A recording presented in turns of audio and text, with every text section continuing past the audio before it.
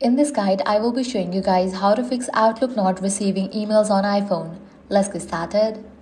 First, check your internet connection and switch between Wi-Fi and mobile data to make sure your connection is stable.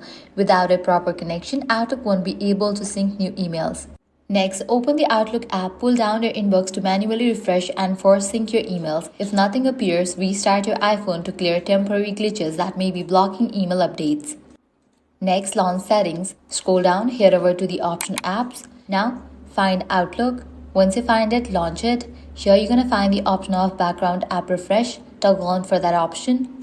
This allows Outlook to update emails in real time even when you are not using the app. Also check your iPhone storage. If it's full, email syncing may stop working properly. If the issue still continues, launch Outlook app. Click on the profile icon, then click on the settings icon. Now navigate to the option account. From here, remove the app, wait for a few minutes and then again add it. This refreshes the connection with Microsoft servers and fixes most sync problems.